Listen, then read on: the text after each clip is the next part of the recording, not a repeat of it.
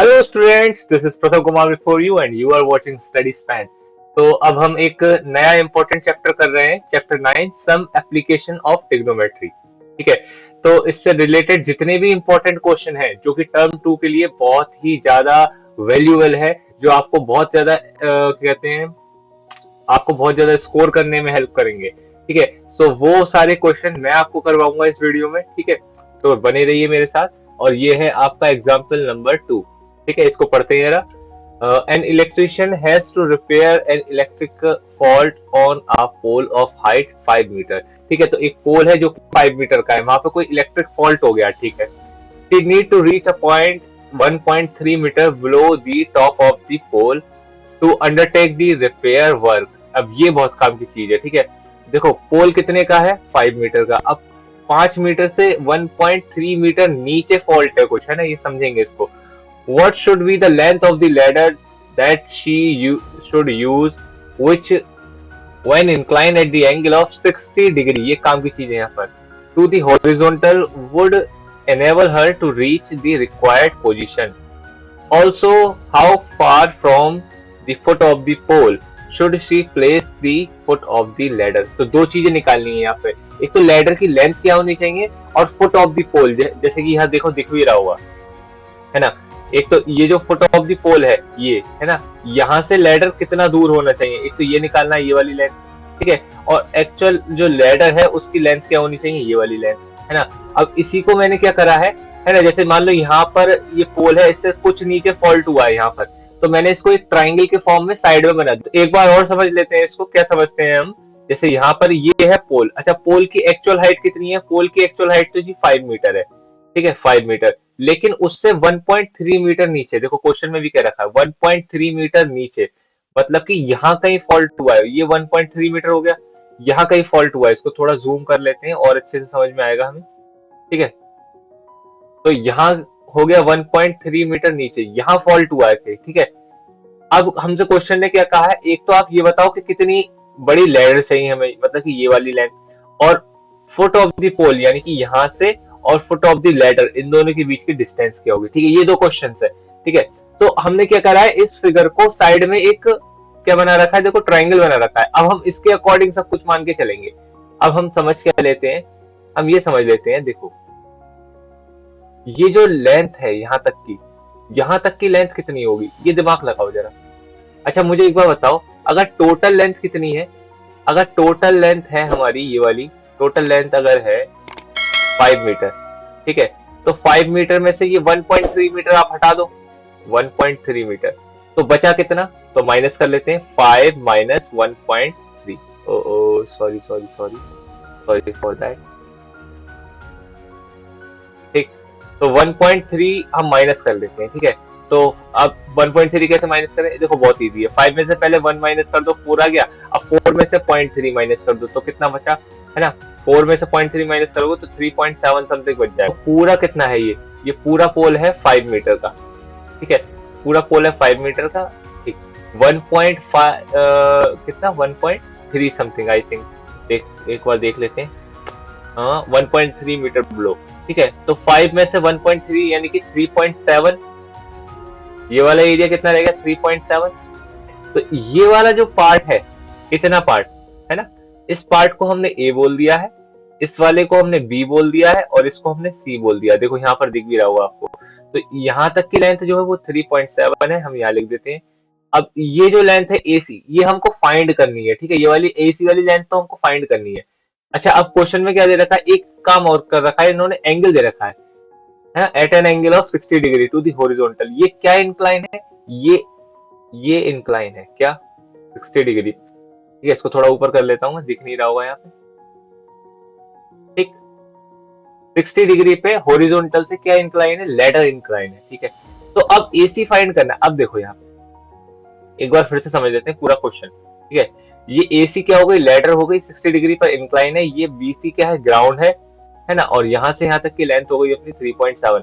अब देखो, हमको एसी निकालना है और हमको बीसी निकालना है। अब ऐसे कौन से ट्रिग्नोमेट्रिक रेशियोज हैं जिनमें एसी और बीसी, मतलब एसी यहाँ पर क्या है, एसी है हाइपोटेनस। ठीक है, और बीसी क्या है यहाँ पर, बेस। तो तो हाइपोटेनस और बेस निकालने के लिए कौन से रेशियोज का यूज करा जाए अगर आपको परपेंडिकुलर गिवन है पहले से? तो मुझे लग रहा है यार हाइपोटेनस निकालनी है, परपेंडिकुलर गिवन है, तो क्यों ना साइन थीटा यूज करा जाए। ठीक है, तो उसी को यूज करेंगे हम। मैं लिख देता हूं यहाँ पर, इन ट्राइंगल ABC, ठीक है, साइन 60, साइन 60 क्या होगा? साइन 60 होगा भाई, यहाँ पर परपेंडिकुलर कौन है? यहाँ पर परपेंडिकुलर है AB और AC। ठीक है, तो साइन होता क्या है? साइन होता है perpendicular upon hypotenuse, perpendicular upon hypotenuse. So what is perpendicular here? 3.7. And what about hypotenuse? We don't know. So we should write it like AC. And what about sin 60? अब sin 60 का value क्या होता है? तो ये आपको पता होना चाहिए। ठीक है, देखो अगर आपने ये टेबल याद कर रखी है ना, साइन वाली है ना, वो ट्रिग्नोमेट्रिक रेशियोज वाली जो वैल्यू अलग अलग एंगल पे अलग अलग जो वैल्यू आती है, तो आप ये क्वेश्चन कर लोगे। ठीक है, तो साइन 60 क्या होता है हमारा? √3/2, 3.7 अपॉन AC। तो यहां से AC का वैल्यू क्या आया? 3.7 इंटू 2 अपॉन √3। ठीक है, दिस इज द वैल्यू। ठीक, अब हमसे क्या पूछा है? अब हमसे पूछा है BC, यानी कि फुट ऑफ द पोल से कितनी दूर है वो भी बता दो। तो हम उसको भी देख लेते हैं, है ना। अब BC फाइंड करना है। अब देखो पंगा किस में हो रहा है, यहाँ पर बेस और परपेंडिकुलर में। तो ऐसा कौन सा रेशियो है जो बेस और परपेंडिकुलर में डील करता है? तो हमें लगता है ऐसा रेशियो है 10। तो हम अब यूज करेंगे 10। ठीक है, तो यहाँ पर tan 60 क्या होगा? अब एक काम करते हैं, हम थोड़ा सा स्पेस बचाने के लिए ना यहीं पे यूज कर लेते हैं इसको, क्योंकि हमारे पास स्पेस तो काफी है। ठीक है, लेकिन आप यूज मत करना ऐसा। tan 60 क्या होना चाहिए भाई यहाँ पर? Perpendicular upon base, perpendicular upon base. What about perpendicular here? Here the perpendicular is 3.7. So 3.7 upon what about base? Base is just BC. We don't know about base. What is the base? Okay. So what about tan 60? tan 60 का value क्या होता है ये बताइए आप। tan 60 का value होता है √3। तो 3.7 अपॉन BC। ठीक है, तो यहाँ से BC का वैल्यू क्या बना? BC का वैल्यू बना 3.7 अपॉन √3। ठीक है, दिस इज द आंसर। तो अब इसको एक बार फिर से देख लेते हैं क्वेश्चन को। शुरू में क्वेश्चन ने कहा था भाई कि एक पोल है 5 मीटर का, उससे 1.3 मीटर नीचे कोई फॉल्ट हुआ है, 1.3 मीटर नीचे। ठीक है, तो हमने 5 में से 1.3 सब्ट्रैक्ट कर दिया, बचा क्या? 3.7। इसका मतलब 3.7 मीटर की ये हो गया परपेंडिकुलर। ठीक है, फिर हमने इसको एक ट्राइंगल मान लिया ABC। ठीक, हमसे पूछा था ये जो लैडर है AC उसकी लेंथ बताओ। ठीक है, और foot of the perpendicular, foot of the pole, यहाँ से फुट ऑफ द लैडर, इन दोनों के बीच की डिस्टेंस बताओ। ये दो काम करने थे, हमने ये सॉल्व कर दिया। ठीक है, तो ये क्वेश्चन तो हमने कंप्लीट कर लिया अपना। एग्जाम्पल नंबर कौन सा था ये? Example number 2। अब आ जाते हैं हम एग्जाम्पल नंबर नेक्स्ट पर, और वो कहाँ है? ये है, from a point P on the ground, the angle of elevation of the top of a 10 meter tall building is 30 degree। ठीक है, एक 10 मीटर टॉल बिल्डिंग है, एलिवेशन क्या है? 30 डिग्री। ठीक है जी, अब उसके ऊपर एक फ्लैग लगा हुआ है। A flag is hosted eight the top of the building and the angle of elevation of the top of the flag staff from P is 45 degree. कोई एक पॉइंट है P, है ना, वहां से अगर आप टॉप ऑफ द बिल्डिंग को देखते, जैसे ऐसे समझिए आप, ये हमारी बिल्डिंग है, तो अगर बिल्डिंग को देखो, है ना, एंगल ऑफ एलिवेशन तो क्या 30। अगर बिल्डिंग पे लगे हुए ऊपर वाले फ्लैग को देखो तो angle of elevation is 45। Find the length of the flag and distance of the building from the point P। ठीक है, दो चीजें फाइंड करनी है यहाँ पर। तो इसको देखो फिगर में भी समझ लेते हैं। यहाँ पर ये है अपनी बिल्डिंग। ठीक है, अब बिल्डिंग से अगर आप देख रहे हो तो angle of elevation is what? 30 degree. ठीक है, और अगर आप फ्लैग को देख रहे हो यहाँ से, है ना, ये अपना पॉइंट है P। ठीक है, ये पॉइंट है P, और अगर फ्लैग को देख रहे हो तो फ्लैग के लिए जो एंगल ऑफ एलिवेशन है दैट इज 45 डिग्री। तो दो चीजें बतानी है आपको यहाँ पे। एक तो बताओ ये फ्लैग की हाइट कितनी है, ये वाली। ठीक है, ये वाली हाइट कितनी है फ्लैग की, और दूसरी चीज क्या बतानी है? तो यहाँ से ये कितनी दूरी पर है, ये दो चीजें तो बतानी है। दोबारा देख लो, देखो कह रहा find the length of the flag, ठीक है, and the distance of the building from the point P। ठीक है, यही दो चीजें बतानी है। अब देखो यार, यहाँ नहीं लगता तुमको कि दो ट्राइंगल है? अब मैं दिखाता हूँ कैसे दो ट्राइंगल।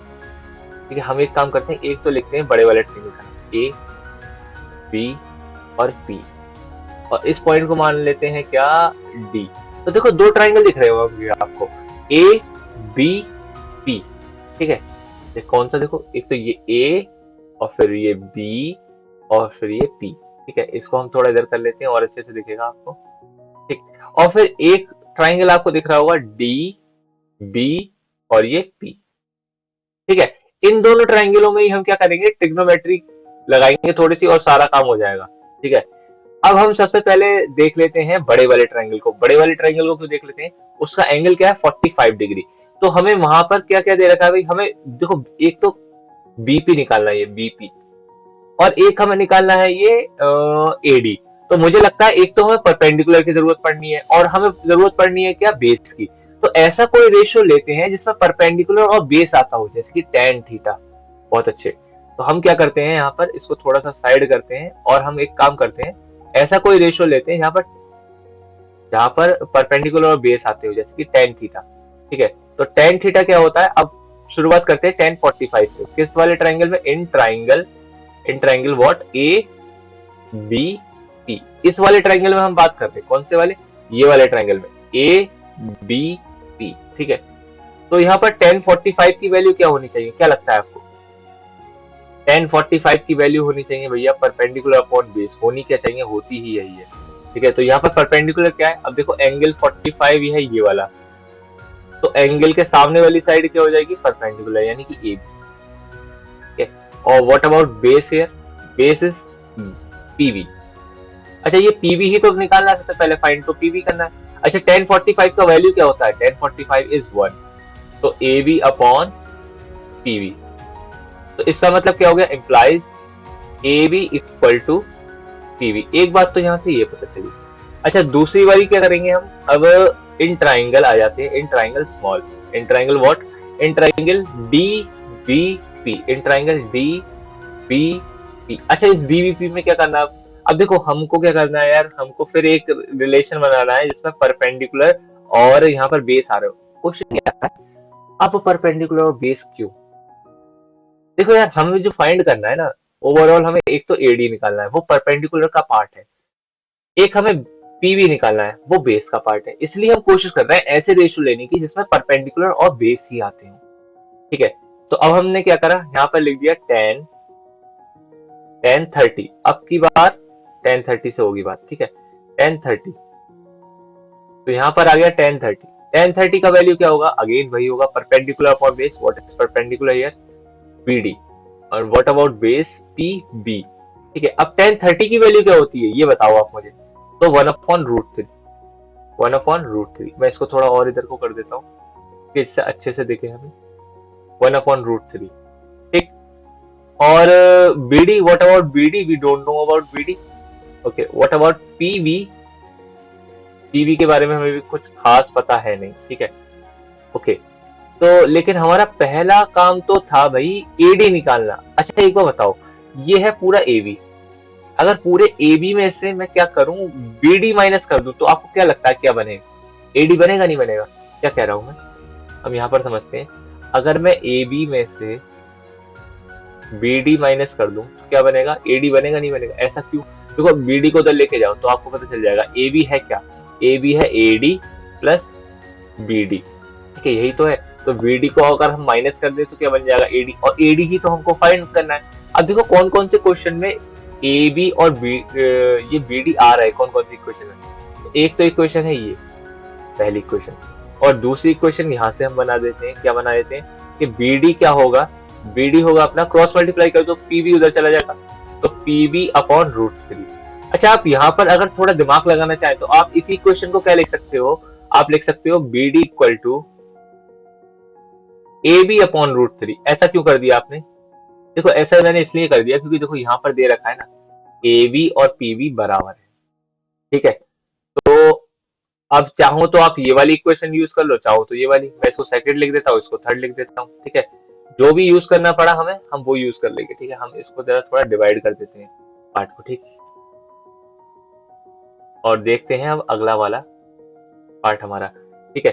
तो यहाँ पर A B equal to A D plus B D, इसका तो हमें कोई ज्यादा खास यूज करना है नहीं, हमें इस वाले पार्ट का यूज करना है, ठीक है। A B minus B D equal to A D, अब आ जाते हैं हम अपने वाले पार्ट पर, ठीक है।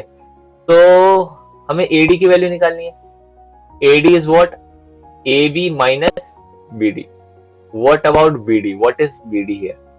AB minus AB upon root three. Got it or not? ठीक है, ये AB अपॉन रूट थ्री ही तो है, ठीक है। तो let me write it like, अच्छा AB कॉमन ले ले यहाँ से। AB तो क्या बचा यहाँ पर? क्या बचा? AB अगर कॉमन ले ले तो 1 माइनस 1 अपॉन रूट थ्री, ठीक है। तो AD की वैल्यू क्या आ गई यहाँ से? AD की वैल्यू आ गई AB और यहाँ पर root three minus 1 upon root three, ठीक है। AD की वैल्यू तो फाइंड होगी, तो यहाँ से अपने AD की वैल्यू तो निकाल ली, लेकिन हमें तो ये AB बहुत परेशान कर रहा है। AB कहाँ परेशान कर रहा है? AB की तो वैल्यू दे रखी है ना ऊपर। क्या दे रखी है AB की वैल्यू? देखो 10 मीटर। तो कह रहा नहीं, कह रहा क्वेश्चन में from a point on the ground 10 metre, है ना। 10 मीटर की है पूरी बिल्डिंग, तो इसका मतलब 10 मीटर की है, तो इसका मतलब AB की नहीं, हमको किसकी? BD की वैल्यू दे रखी है, BD की। तो हम एक काम करते हैं, BD की वैल्यू नहीं लगाते, ठीक है। तो BD की अगर वैल्यू लगाते हैं यहाँ पर, इसी इक्वेशन में लगा देते हैं।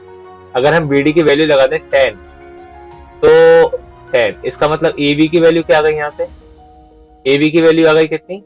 इम्प्लाइज AB तो हो गया 10 रूट थ्री, ठीक है, 10 रूट थ्री। देखो यहाँ से क्या निकल गया हमारा? यहाँ से हमारा AD तो फाइंड ही हो गया। क्या हो गया? AD हो गया भैया। अब यहाँ से वैल्यू लगा दो कितनी? 10 root three into root three minus 1 upon root three. तो रूट थ्री ने रूट थ्री को मार दिया, तो AD का वैल्यू क्या आ गया? AD का वैल्यू हो गया 10 रूट थ्री माइनस 1, ठीक है। ये तो हो गया पहला वाला पार्ट। फ्लैग तो निकल गया, फ्लैग तो AD ही था ना। अब आ जाते हैं दूसरे वाले पार्ट पे। दूसरा वाला पार्ट क्या कहता है? दूसरा वाला पार्ट कहता है कि व्हाट इज PB? तो PB is what? Nothing, just AB, ठीक है। देखो यहाँ पर हमने लिख रखा है ना, PB and AB both are equal. So AB हम अभी निकाल के आए थे वैल्यू, जस्ट अभी AB is equal to 10 root three. तो इसका मतलब क्या हुआ? यहाँ से ये पता चला हमें कि PB भी क्या होगा? 10 रूट थ्री, ठीक है। सो दो जो क्वेश्चंस में हमने पूछा था, वो हमने दोनों वाले पार्ट को फाइंड कर लिया, ठीक है। एक बार और समझेंगे इस क्वेश्चन को, थोड़ा कंफ्यूजिंग है ये, लेकिन कोई बात नहीं, मैं आपको दोबारा समझाऊंगा ये, ठीक है। तो हमसे पहले AD पूछा था, AD क्या था? फ्लैग, वो हमने बता दिया। फिर हमसे PB पूछा, वो भी हमने बता दिया। देखो शुरू से देखते हैं। सबसे पहले हमने क्या करा? हमने ट्राइंगल ABP, ABP कौन सा ट्राइंगल है? ये वाला, ये बड़ा वाला ट्राइंगल जो है, A फिर B और फिर ये P, ठीक है। इस वाले ट्राइंगल में ट्रिग्नोमेट्री का यूज करा। फिर ट्रिग्नोमेट्री का यूज करके हुआ क्या? ABP में हमने कहा 1045 is equal to perpendicular upon base. Perpendicular is what? Perpendicular is AB, that bigger side AB, okay, and base is PB, ठीक है। ये PB हमें फाइंड करना था। फिर हमने कहा 1045 की वैल्यू तो 1 होती है, 1045 डिग्री की वैल्यू तो 1 होती है, तो इसका मतलब AB और PB क्या हो गए? बराबर। ये वाला पार्ट जो है वो बहुत काम का है, AB और PB बराबर, ठीक है। फिर ट्राइंगल DBP, DBP कौन सा? ये छोटा वाला ट्राइंगल, DB और आगे वो पॉइंट जो है वो P, ठीक है। यहाँ कहा हमने 1030 की वैल्यू लगाते हैं, तो परपेंडिकुलर अपॉन बेस फिर से लगाया, तो यहाँ से क्या आ गया? यहाँ से 1030 हो गया 1 अपॉन रूट थ्री, ठीक है। तो फिर ये क्या आ गया? ये BD का वैल्यू क्या आ गया? क्रॉस मल्टीप्लाई करके BD का वैल्यू आ गया, BD आ गया हमारा PB अपॉन रूट थ्री। अब हमने कहा PB की जगह क्या लिख सकते हो? आप PB की जगह AB लिख सकते हो। अच्छा, AB और PB बातें एक ही है। अच्छा, BD की वैल्यू क्या दे रखी थी? क्वेश्चन ने कह रखा था ये जो बिल्डिंग है, ये जो बॉल है, ये कुछ भी है ना, ये 10 मीटर का है ना। क्वेश्चन ने गिवन दे रखा था ये, तो हमने 10 लगा दिया इसकी जगह। तो यहाँ से AB आ गया कितना? 10 रूट थ्री। AB भी 10 रूट थ्री आ गया, और AB के साथ साथ हमने लिखा AB तो PB के बराबर है, तो PB भी 10 रूट थ्री आ गया। एक काम तो हो गया, है ना। हमने यहाँ से फुट जो था वो पॉइंट P जो था, वहां से वॉल तक की डिस्टेंस तो निकाल दी। ये काम तो हमारा हो गया। नेक्स्ट काम क्या था हमारा? नेक्स्ट काम था अब भाई AD की वैल्यू निकालना, यानी कि फ्लैग। तो हमने कहा AB क्या होगा? AB होगा AB minus BD is equal to AD होगा। ये कैसे पता चला हमें? ये हमें पता चला क्योंकि हमें पता है AB, ओहो हमें पता है, नेक्स्ट लाइन लेना पड़ेगा। हमें पता है AB होगा क्या?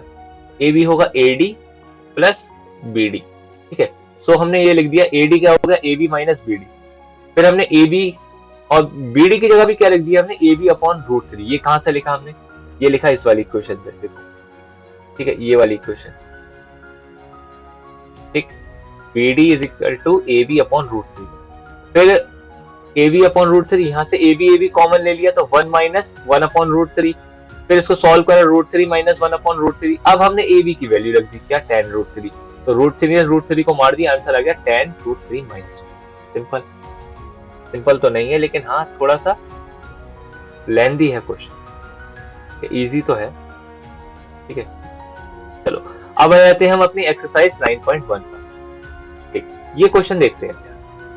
कह रहा है a 1.5 meter tall boy is standing at some distance from a 30 meter tall building। तो ये देखो, ये हो गई अपनी बिल्डिंग, ठीक है, ये हो गई बिल्डिंग, ठीक है, ये वाली जो है, और ये हो गया बॉय, ठीक है। बॉय की हाइट कितनी है 1.5 मीटर और बिल्डिंग की हाइट कितनी है 30 metre. The angle of elevation from his eyes to the top of the building from 30 degree to 60 degree. अच्छा अब क्या इसमें पंगा क्या है, देखो कह रहा है अब ये 2 पॉइंट्स पर खड़ा हुआ था पहले, 2 पॉइंट नहीं, पहले तो एक ही पॉइंट पर खड़ा था, उसके बाद चल के दूसरे पॉइंट पर, ठीक है। तो पहले ये यहाँ खड़ा था और यहाँ से इसने देखा बिल्डिंग की टॉप को, तो 30 डिग्री का एंगल बना रहा था। अब ये क्या, ये बॉय की हाइट है इतनी, ठीक है। तो यहाँ से यहाँ पे इसका सिर आएगा, यहाँ पर है ना पैर है बॉय के, तो यहाँ से इसने देखा तो 30 डिग्री का एंगल बन रहा था, फिर वो चल के यहाँ आ गया, मतलब पैर तो यहाँ आ गए होंगे, सिर यहाँ आ गया, ठीक है। तो यहाँ से इसने देखा है ना बिल्डिंग के टॉप को, तो 60 डिग्री का एंगल बन रहा था, एंगल ऑफ एलिवेशन की बात हो रही है। As he walk toward the building, find the distance he walk, ठीक है। सो आपसे कहा है क्वेश्चन ने कि आप ये बता दो, ये वाली डिस्टेंस फाइंड करने को कहा है, हम इसको x मान लेते हैं, ठीक है। अब दिक्कत क्या है, हम मान लेते हैं ए बी क्या है बिल्डिंग, हमने मान लिया ए बी क्या है बिल्डिंग, ठीक है। और यहाँ से बी सी क्या है बॉय, ठीक है, ए बी, अब इसको सी मानते हैं एग्जाम्पल ए बी सी, ठीक, और इस पॉइंट को मानते हैं डी, है ना। सी डी क्या है बॉय और इसको मान लिया हमने ई, ठीक है। तो सी डी क्या हो गया बॉय, अब बॉय की हाइट तो माइनस करनी पड़ेगी ना आपको, क्योंकि आपको पता है दो ट्राइंगल यूज करने पड़ेंगे यहाँ पर, ए सी बी, एक तो ये ट्राइंगल यूज करना है, और ए, और इस पॉइंट का भी कुछ नाम दे देते हैं, A B C D E, तो इसको बोल देते हैं एफ, ए एफ बी, एक इस ट्राइंगल को यूज करना है, यही दो ट्राइंगल से अपना काम हो जाएगा, ठीक है। तो हम क्या करते हैं, हम करते हैं क्वेश्चन को इधर साइड थोड़ा सा, ठीक है, और इसको लिखना शुरू करते हैं, ठीक। तो हम थोड़ा स्मॉल कर लेते हैं इसको, क्या फिगर हमारे काम की इतनी ही छोटी है बस, ठीक है, ठीक। तो अब हम देखते हैं यार, अब अपनों को तो इसका मतलब एक तो बड़े वाले ट्राइंगल में लगाना पड़ेगा, तो in triangle what, in triangle A A C B, in triangle A C B, A C B में क्या लगता है आपको, अच्छा आपको ये वाली डिस्टेंस फाइंड करनी है ना, इसको सी एफ बोल दे, सी एफ फाइंड करना है। तो यार इसका मतलब हमको तो बेस फाइंड करना है, बेस का एक पार्ट ही तो है सी एफ, बेस पूरा क्या है बीसी, बेस का पार्ट क्या है सी एफ, तो हमको बेस का एक पार्ट फाइंड करना है। इसका मतलब हमको ऐसे रिलेशंस लेने पड़ेंगे जहां पर परपेंडिकुलर और बेस आता हो, क्यों, क्योंकि परपेंडिकुलर हाइट ऑफ बिल्डिंग ये कितना दे रखा है 30 मीटर, देखो क्वेश्चन में गिवन है, height of building is 30 metre, ये क्वेश्चन में गिवन है ना।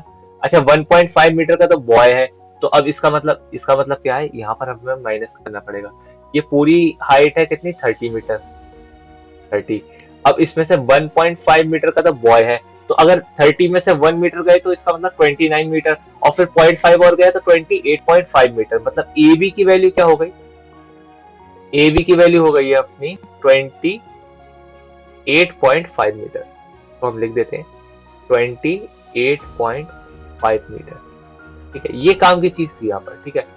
अब हम ऐसे रेशियो लेते हैं जिसमें परपेंडिकुलर और बेस आता हो, रीजन परपेंडिकुलर हमें पता है 28.5 मीटर है, और बेस का तो पार्ट फाइंड करना है, इसलिए हम ऐसा रेशियोज लेंगे। अब तो हम शुरुआत करते हैं किससे, 10, अच्छा ए सी बी में बात कर रहे हैं 1030 से, 1030 की वैल्यू क्या होगी, perpendicular upon base, what is perpendicular here, what about base, perpendicular is simply A B, and what about base, base is B C, ठीक है। तो यहाँ से 1030 का वैल्यू होता है 1/√3, हम एक काम करते हैं इसको थोड़ा जूम कर लेते हैं, 1030 का वैल्यू होता है 1/√3 and A B is 28.5, what about BC, BC we don't know, को BC नहीं पता यहाँ पे, तो यहाँ से हम BC का वैल्यू फाइंड कर लेते हैं, BC इज इक्वल टू क्या होगा, BC उधर चला जाएगा और ये √3 उधर चला जाएगा, तो 28.5 इंटू √3, ठीक है। तो यहाँ से BC का वैल्यू तो ये हो गया, BC क्या है, ये पूरी वाली डिस्टेंस जो ये यहाँ से यहाँ तक की, ठीक है, ये BC है। अब इसमें से क्या करेंगे, ये FB निकाल देंगे, फेसबुक इसमें से निकाल देंगे, है ना। और जैसे ही फेसबुक इसमें से निकाला तो अपना पार्ट आ जाएगा क्या, CF। हमें अब फेसबुक की जरूरत है, ठीक। तो हम इसको रब किए देते हैं, नहीं इसको क्यों कर दिया हमने रब, इसको रब किए देते हैं, ठीक है। और यहाँ पे ले लेते हैं एक और पार्ट साइड में, इस वाले पेन से लेंगे,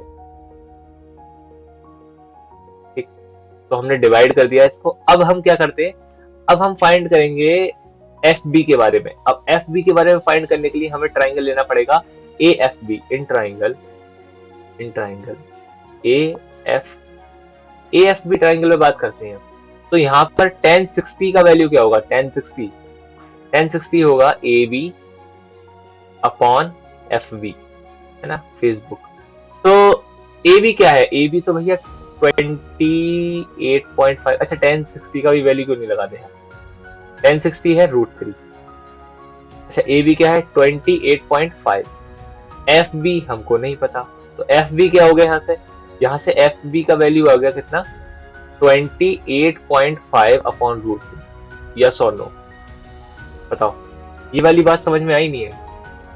अब FB हम निकाल क्यों रहे हैं, देखो यार हमें काम तो है केवल CF निकालना, तो हम क्या सोच रहे हैं, CF आए कैसे, ठीक है। अब ये जो CF है, अब देखो एक बात, CF में अगर आपने FB ऐड कर दिया, यूज कर रहा हूँ, FB अगर ऐड कर दिया तो बन जाएगा क्या, BC। लेकिन हमको BC पता है क्या, देखो ये तो पता है BC, लेकिन हमको FB पता है क्या, देखो हमने फाइंड कर लिया FB। तो अगर दोनों को माइनस कर दे तो CF नहीं आ जाएगा, तो CF क्या हो गया, BC minus FB। What about BC here? What is the value of BC? BC is 28.5 into √3. What about FB? FB is 28.5 upon √3. अब क्या करते हैं, 28.5 इसको कॉमन ले लेते हैं, तो हम यहाँ लिखेंगे 28.5 is common, so it must look like √3 minus 1 upon √3, ठीक है। अब यार ये पंगा आ गया, अब इसको कैसे सॉल्व करें, तो हम इसको पहले तो सही से लिख देते हैं, √3 लगना चाहिए, है ना। तो हमने लिख दिया इसको √3, क्या, तो ये लग रहा है √3, बताओ, ठीक है। अब देखो √3 क्या आ जाएगा, यहाँ से √3 आ गया LCM, तो यहाँ पे क्या हो जाएगा, √3 into √3 which is 3 and minus 1, ठीक। तो 28.5, ठीक है। अब देखो एक बहुत ही बढ़िया बात बताता हूँ मैं, जब कभी भी डिनोमिनेटर में रूट आ जाए तो उसको रूट रहने मत देना। डिनोमिनेटर में रूट हम नहीं रखते, वो परेशान करता है। अब इसको सॉल्व कैसे करें, डिनोमिनेटर से रूट तो रेशनलाइज करो, कैसे करोगे, √3 से ही मल्टीप्लाई कर दो, √3 से ही डिवाइड कर दो। ऐसा करा क्यों आपने, देखो मैं चाहता हूँ ये रूट हट जाए यहाँ से, तो रब कर दो सिर्फ रबड़ से, ऐसा नहीं हो सकता ना भाई, है ना। अब क्या करूं, तो हमने √3 से ही क्यों मल्टीप्लाई डिवाइड करी, देखो √3 into √3 क्या बना जाएगा, 3, इसलिए करा मैं, ठीक है। तो अब ये क्या बन जाएगा भाई, ये हो जाएगा 28.5, और नीचे क्या आ गया, ये 3 - 1 तो हमारे प्लेनेट पे 2 होता है, और इंटू √3 साइड में चल ही रहा है, और √3 into √3, ये वाला √3 और ये वाला √3 आपस में टकराएंगे और 3 कर देंगे। अब देखो इसको सॉल्व करना कितना आसान हो गया। अब ये मत करना √3 इससे ये वाला काटो फिर वापस वहीं आ जाओगे, है ना, तो ये मत करना, है ना। अब आप 3 से ये काटो, है ना, ठीक। तो 9.5 समथिंग, ठीक है। अब ये हो गया 9.5 into 2 into √3। अब इसको सॉल्व कर दो, इजी आंसर आ गया CF। CF क्या था, CF था कि भाई वो कितना आगे बढ़ गया है ना, चलते चलते बिल्डिंग को देख रहा था, पता नहीं क्या था बिल्डिंग पे ऐसा, ठीक है। तो बिल्डिंग को देख रहा था, बिल्डिंग को देखते देखते 30 डिग्री का एंगल था पहले, और फिर देखते देखते यहाँ पर आ गया, तो वो कितना दूरी चल लिया, वो तो CF है। CF कितना है भैया, CF आ गया हमारा 9.5 into 2, ठीक है। चलो इसको सॉल्व कर लेंगे। अब नेक्स्ट क्वेश्चन पे आ जाते हैं, ठीक है। तो नेक्स्ट क्वेश्चन क्या कह रहा है, नेक्स्ट क्वेश्चन कह रहा है अ स्टैच्यू 1.6 मीटर टॉल, ठीक है, ये है स्टैच्यू। अब ये किसकी स्टैच्यू है वो मुझको नहीं पता, है ना, वो आप खुद बताना। Stand on the top of a pedestal, मतलब ये जो ये ऐसा करके जो बना हुआ है ना, ये वाला हिस्सा, है ना, मैं दिखा देता हूँ कि आप मुझे ही देख रहे हो, ठीक है। ये वाला जो हिस्सा है ये, है ना, इसके ऊपर है एक स्टैच्यू, जो कि है ये, ठीक। अब ये जो पेडेस्टल है इसकी हाइट कितनी दे रखी है क्वेश्चन में? इसकी हाइट दे रखी है कितनी? अरे दे नहीं रखी। 1.6 मीटर टॉल तो बिल्डिंग है, ठीक है, फ्रॉम अ पॉइंट ऑफ, ठीक है। अच्छा इसकी हाइट ही फाइंड ही करनी है, ओहो हाइट नहीं दे रखी, ठीक है। From a point on the ground the angle of elevation of the top of the statue is 60 degree. ये काम की बात है। मान लो मैं यहाँ खड़ा हुआ हूँ, ठीक है। अब मैंने यहाँ से देखा, तो यहाँ से मुझे जो टॉप ऑफ द स्टैचू, यहाँ से ये जो मैंने देखा यहाँ पर, तो ये वाला जो एंगल है, ठीक है, ये वाला जो एंगल है वो है 60 डिग्री। तो हम मान लेते हैं ये वाला एंगल। हमने माना है ए बी क्या है? हमारा स्टैचू, हमारा स्टैचू नहीं, काश हमारा होता, कोई बात नहीं, ए बी, ठीक है। और ये बी सी क्या है? बी सी है पेडेस्टल, और ये जो पॉइंट है, ये पॉइंट हमने मान लिया डी। तो अगर मैं डी पॉइंट से ए पॉइंट को देख रहा हूँ, मतलब स्टैचू के टॉप को, तो आ रहा है 60 डिग्री। अलग कह रहा है फ्रॉम द सेम पॉइंट, ऐसा नहीं कहीं और चले जाओ, सेम पॉइंट से the angle of elevation of the top of the pedestal. अब पेडेस्टल के टॉप को अगर देखो आप, तो कितना बनता है? मतलब कि ये वाला 45 degree. Find the height of the pedestal. तो हाइट बताओ, मतलब बीसी की वैल्यू बताओ, ये है क्वेश्चन, ठीक है। तो बाकी सब हम रब कर देते हैं। देखो कितना सुंदर स्टैचू था, हमने उसको खराब कर दिया लिख लिख के। नहीं समझना भी तो बहुत जरूरी था। अब देखो यार, हमसे ये बीसी पूछ रहा है, ध्यान देना, ये हमसे बीसी पूछ रहा है, बीसी तो पूछ रहा है। अब मुझको लगता है यार बीसी फाइंड करना, ये तो यार परपेंडिकुलर का पार्ट है, ठीक। अच्छा और दे क्या रखा है इसमें? और क्वेश्चन ने क्या दे रखा है? और कुछ नहीं दे रखा। अच्छा दो ट्राइंगल हैं जिनमें क्या कॉमन है? एक तो ट्राइंगल है ए सी डी, मतलब ये वाला ए सी डी, और एक ट्राइंगल है बी सी डी। इन दोनों में यार कॉमन तो बेस है, मतलब कि सी डी। तो ऐसे ट्रिग्नोमेट्रिक रेशियो का यूज करो जिसमें बेस और परपेंडिकुलर आता हो, यानी कि tan थीटा। ठीक है, ये दिमाग वाले क्वेश्चन है ना, और दिमाग लगाना कैसा है वो मैं आपको सिखाऊंगा, ठीक है। तो हम क्या करते हैं, इन ट्राइंगल सबसे पहले किसमें देखते हैं? ए in triangle B C D, in triangle B C D. tan 45 क्या होगा बताओ? अच्छा tan 45 क्या होगा? Perpendicular upon base. परपेंडिकुलर क्या है? परपेंडिकुलर है बीसी, और बेस क्या है? बेस है सी डी। अब परपेंडिकुलर हमें पता है क्या? परपेंडिकुलर तो नहीं पता। अच्छा तो इसका मतलब बेस पता होगा, बेस भी नहीं पता भाई, क्या करें? हमें ये पता है कि tan 45 का वैल्यू होता है 1, तो इसका मतलब BC upon CD equal to 1। ओहो, अब क्या पता है? अब कुछ पता है या नहीं पता है? हमें ये पता है क्रॉस मल्टीप्लाई करना है। ये D सही से बना दूं, कहीं आप समझो ये B है, तो इसका मतलब BC क्या हो गया? BC बराबर हो गया CD के। ये क्रॉस मल्टीप्लाई करके पता चला BC और CD बराबर हो गए। इसको जरा हम कर देते हैं बॉक्स में बंद, कहीं भाग ना जाइए। अरे रेड पेन लेके, ठीक है, चलो इसको कर दिया बॉक्स में बंद, क्योंकि इंपॉर्टेंट पॉइंट है, ठीक है। BC और CD बराबर हो गए, इसका फायदा क्या? आगे देखेंगे फायदा क्या, ठीक है। अब आ जाते हैं इन ट्राइंगल ACD, तो हम बड़े वाले ट्राइंगल में आ जाते हैं ACD, और उससे पहले हम क्या करेंगे, को डिवाइड कर देंगे, डिवाइड एंड रूल, ठीक है, डिवाइड एंड ड्रॉ। हम खेलते हैं डिवाइड एंड ड्रॉ, ठीक है। तो in triangle what? In triangle बड़ा वाला ACD। अब ACD में tan 60 लगेगा, जाहिर सी बात है। tan 60 का वैल्यू क्या होगा? Perpendicular upon base. यहाँ परपेंडिकुलर कौन है? यहाँ परपेंडिकुलर कौन है बड़े वाले ट्राइंगल में? यहाँ तो AC है परपेंडिकुलर, और बेस कौन है? बेस है CD, ठीक है। tan 60 का वैल्यू क्या होता है? √3। बहुत अच्छे, √3। AC पता है क्या? AC पता है क्या आपको? बोलो, AC पता है? नहीं AC तो नहीं पता, तो पता क्या है भाई? हमें पता है AB, कुछ तो पता है हमें इसका, ठीक है, कुछ तो पता है। तो हम एक काम करते हैं, AC को लिख देते हैं। क्या होगा AC को ये नहीं लिख सकते आप AB प्लस BC? देखो अगर AB और BC को जोड़ दिया तभी तो AC बनेगा, बोलो, ठीक है। ये AC एयर कंडीशनर वाला AC नहीं है ना, तो हम क्या लिख देते हैं इसको, AB plus BC upon CD को ऐसे ही रहने दो। अच्छा BC के बारे में क्या जानते हो आप? BC के बारे में क्या जानते हो? ये BC कौन है? ये BC तो CD ही है। अब इसको हम करते हैं क्रॉस मल्टीप्लाई,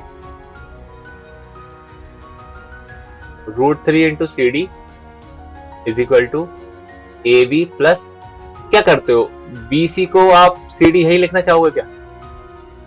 तो √3 into C D, A B plus C D. अब ये सी डी को उधर लेके जाओ, ठीक है। तो √3 इंटू सी डी, ठीक है। ओह, सी तो बनाया नहीं हमने। √3 इंटू सी डी, अच्छे से लिखना है, माइनस सी डी। ये क्या हो गया, ए बी। अब क्या करो, ए बी, अब यहां से सी डी कॉमन ले लो, तो सी डी क्या हो गया, √3 - 1 is equal to A B. बताओ, ये वाली बात समझ में आई नहीं आई? ठीक। अच्छा, हमसे पूछा क्या था भाई, हमसे पूछा था आप बता दो, एक तो ये बता दो हाइट ऑफ द पेडेस्ट्रियल क्या है, ठीक है। अच्छा, ए बी की वैल्यू दे रखी है क्या, बताओ, ए बी की वैल्यू दे रखी है क्या? क्योंकि हमें पता है सी डी और बी सी एक ही चीज है ना। तो आप यहां से सी डी की वैल्यू निकाल लो। सी डी क्या हो जाएगा, ए बी अपॉन √3 - 1, या इसको आप बोल दो बी सी, एक ही बात है, या आप इसको बोल दो बी सी। तो बी सी क्या हो जाएगा, ए बी अपॉन √3 - 1। अच्छा, ये ए बी की वैल्यू क्या थी, ए बी तो स्टैचू है, ए बी की वैल्यू क्या है, ए बी की वैल्यू है 1.6। तो आंसर आ गया 1.6 अपॉन √3 - 1। लेकिन अभी तो आपने कहा था आंसर में हम रूट नहीं छोड़ते, अगर डिनोमिनेटर में हो तो हम कहाँ छोड़ रहे हैं, है ना। तो हम एक काम करेंगे, हम लिखेंगे BC क्या है भाई अपना, BC है 1.6 और √3 - 1। अब एक काम करते हैं, √3 + 1 से मल्टीप्लाई कर देते हैं और √3 + 1 से ही कर देते हैं डिवाइड, ठीक है। तो ऊपर क्या बन जाएगा, ऊपर बन जाएगा 1.6 इंटू √3 + 1 और नीचे बन जाएगा a - b और a + b, √3 - 1 और √3 + 1। अब देखो, इसको सॉल्व करना कोई बड़ी बात नहीं है, 1.6 √3 + 1। अब हमें पता है ये तो एक आइडेंटिटी है, a² - b²। a का स्क्वायर क्या बनेगा, √3 का स्क्वायर होता है 3 और 1 का स्क्वायर होता है 1। तो ये हो गया 1.6 √3 + 1 अपॉन 2। अब इसको अगर इससे काटोगे तो 0.8, तो आंसर आ गया 0.8 √3 + 1। ये आ गया BC। अच्छा, ये BC किस और किसी चीज के बराबर होगा क्या, ये BC ही तो ये CD के बराबर है, तो BC बोल दो या CD, बात तो एक ही है। हमसे BC पूछा था, हाइट ऑफ द पेडेस्ट्रियल, तो हाइट ऑफ द पेडेस्ट्रियल क्या आ गया, हाइट ऑफ द पेडेस्ट्रियल आ गया 0.8 इंटू √3 + 1। That's it. ठीक है, अब आ जाते हैं हम नेक्स्ट वाले क्वेश्चन पे अपने। ठीक, कह रहा था angle of elevation of the top of a building from the foot of the tower. ठीक है, तो एक है बिल्डिंग कहानी में और एक है टावर। अगर टावर से आप किसको देखते हो, किसी को मत देखो टावर से, ना। From the foot of the tower, अच्छा फुट ऑफ द टावर, तो भैया टावर से अगर आप बिल्डिंग को देखते हो, ठीक है, तो 30 डिग्री का एंगल बनता है। ठीक, तो ये वाला पार्ट है टावर। तो टावर से अगर आप देखते हो बिल्डिंग को ऐसे करके, ये ऊपर, यार ये कैसे देख लिया मैंने, नजर लग जाएगी इसको। ठीक है, सही से देखते हैं। तो अगर ये देखा आपने ऐसे कर, ये देखो, ये बहुत बढ़िया, काफी अच्छे से देखा। तो फुट ऑफ द टावर से अगर बिल्डिंग को देखा तो 30 डिग्री का एंगल बनाई, ये वाला, है ना। हमने इसको लिख भी दिया 30। आई होप आपको ये दिख रहा होगा सही से, बहुत अजीब सा लिखा है मैंने। तो अगर हम क्या करते हैं, अगर हम देखते हैं and the angle of elevation of the top of the tower from the foot of the building. अब यहाँ से देखते हैं फुट ऑफ द बिल्डिंग, अगर यहाँ से देखते हैं किसको, टावर को, अब भाई दिक्कत होगी। और ये देखा हमने, देखा देखा देखा देख लिया, चलो। यहाँ से जो एंगल है वो है 60, यहाँ से जो एंगल है वो है 60। ठीक, तो कह रहा है if the tower is 50 metre height का है, ठीक है जी, 50 मीटर हाइट है ये, तो ये भैया 50 मीटर, तो इसका मतलब यहाँ आ गया 50। ठीक है, find the height of the building, so simple. हम एक काम करते हैं, हम मान लेते हैं जो कि, क्या माने हम, कि ए बी क्या है, टावर है, ठीक है, और सी डी क्या है, बिल्डिंग है। ठीक है, अब क्या करें, इस 30 को सही करें, क्योंकि 30 दिख नहीं रहा सही से, 30 लिख देते हैं ठीक से, ठीक है। अब देखो मेरी बात सुनो, ये ए बी की वैल्यू तो 50 दे रखी है क्वेश्चन में, 50 मीटर, बताओ दे रखी है नहीं दे रखी है, 50 मीटर दे रखी है क्वेश्चन में ए बी की वैल्यू। हमसे सी डी की वैल्यू फाइंड करने को कहा है। अब देखो ध्यान दो, यहाँ पे ए बी क्या है, यहाँ पे तो ए बी है परपेंडिकुलर और सी डी भी परपेंडिकुलर है। और देखो इनमें कॉमन क्या है दोनों ट्राइंगल्स में, कौन से ट्राइंगल्स में, ए बी डी, एक ट्राइंगल हो गया। सी डी डी, दूसरा ट्राइंगल हो गया। दोनों में कॉमन क्या है? एक तो बेस कॉमन है, और परपेंडिकुलर पूछने की बात कर रहे हैं, तो परपेंडिकुलर और बेस वाला रेशियो यूज करें, यानी कि tan। तो हम क्या करेंगे यहाँ पर? हम करेंगे tan थीटा का इस्तेमाल, सदुपयोग करेंगे इन ट्राइंगल। इन ट्राइंगल किसमें? सबसे पहले लगा लेते हैं ए बी डी में। ए बी डी में बात करते हैं सबसे पहले। ए बी डी में tan 60 लगेगा। tan 60 क्या होगा? Perpendicular upon base. ठीक है, क्योंकि यार इस एक्सरसाइज में ना आपको सन क्रीम लगा के काम करना पड़ेगा, क्योंकि ज्यादा करती इस एक्सरसाइज में मुझे देखने को मिला है कि tan ही tan है। ठीक है, चलो, तो परपेंडिकुलर क्या है यहाँ पर? परपेंडिकुलर है ए बी, हम लिख भी देते हैं perpendicular is A B. What about B, that is base which is B D. ठीक है, अब tan 60 की वैल्यू क्या होती है ये पता होना चाहिए आपको। tan 60 होता है √3 A B upon B D. अच्छा, यहाँ से ए बी का वैल्यू क्या है? ए बी का वैल्यू तो 50 गिवन है, तो यहाँ से बी डी का वैल्यू निकल गया। बी डी क्या हो गया? A B upon √3, A B upon √3। A B क्या था भाई? 50 गिवन है, अपॉन √3। अच्छा, बी डी का वैल्यू फाइंड करके ऐसा हुआ क्या खास, अभी बताता हूँ। अब आ जाओ नेक्स्ट वाले पार्ट में। इन ट्राइंगल, इन ट्राइंगल क्या नाम है इसका? C D B. In triangle C D B, यहाँ पर देखो tan 30 की वैल्यू क्या होगी? वही परपेंडिकुलर अपॉन बेस। यहाँ पर परपेंडिकुलर कौन है? सी डी, और बेस कौन है? बेस है बी डी। अब यहाँ पर बी डी का वैल्यू लगा सकते हो आप। tan 30 क्या होता है? 1/√3, तो C D upon B D. ठीक है, ये डी है। ठीक, इस हिसाब से भैया, इस हिसाब से सी डी की वैल्यू क्या आई? क्रॉस मल्टीप्लाई कर दो। सी डी क्रॉस मल्टीप्लाई करोगे आप तो बन जाएगा बी डी अपॉन √3। अच्छा, बी डी तो हमें पता ही नहीं। अरे ये क्या फाइंड करा है? ये फाइंड करा है। लो, इसको भी बॉक्स में बंद कर दो। बॉक्स में बंद नहीं करते हैं ना तो पता है भाग जाते हैं ये सब। ठीक, चलो, तो यहाँ पर अब हम रखते हैं वैल्यू। तो सी डी क्या हो गया? सी डी की वैल्यू क्या हो गई? बी डी क्या है? 50 अपॉन √3, और हमको लिखना है 1/√3। तो आंसर इज सी डी क्या हो गया? 50 अपॉन 3, क्योंकि √3 ने √3 को मार दिया। बहुत अच्छा, सी डी यही तो फाइंड करना था। बोलो, यहाँ तक कोई दिक्कत? दूसरे पेन से, दूसरे पेन से, ये वाले पेन, सेम पेन से भी बॉक्स में बंद करते हैं तो भी भाग जाते हैं। ठीक, चलो, ये फाइंड हो गया। अब आ जाते हैं हम अपने नेक्स्ट क्वेश्चन पे। नेक्स्ट क्वेश्चन कहाँ है भाई? ये है। ये बहुत बढ़िया क्वेश्चन है। कह रहा, a TV tower standing vertically on a bank of canal. Canal is something like river. ठीक है, तो उसके यहाँ पर एक टीवी टावर खड़ा है। अब ये टीवी टावर तो लग नहीं रहा मुझे, कोई और टावर है। ठीक है, कोई बात नहीं, कमेंट में बताना ये कौन सा टावर है। तो ये देखो रिवर जा रही है ऐसे करके, टिंग टिंग टिंग टिंग टिंग, है ना, ऐसे करके ये जा रही है रिवर। ठीक, और रिवर के जस्ट एंड पर कौन खड़ा है? एक टीवी टावर खड़ा है। आगे क्या होगी बात? कह रहा है फ्रॉम द पॉइंट ऑफ, ठीक है, from a point on the bank directly opposite the tower, the angle of elevation of the top of the tower is 60 degree. Sir, एक पॉइंट यहाँ पर है, यहाँ से जो एंगल ऑफ एलिवेशन है ये वाला, वो है 60 डिग्री। तो हमने ये लिख भी दिया है, देखो ये है 60 डिग्री। ठीक है, ये है, हो गया अपना टावर। ए बी क्या है? हमारा टावर। ठीक है, चलो, और यहाँ से एंगल ऑफ एलिवेशन है 60 डिग्री। इसका मतलब ये वाला जो पार्ट है, ये बीसी क्या होगा? ये बीसी क्या है? क्या है? क्या है? क्या है? क्या है बीसी? बोलो।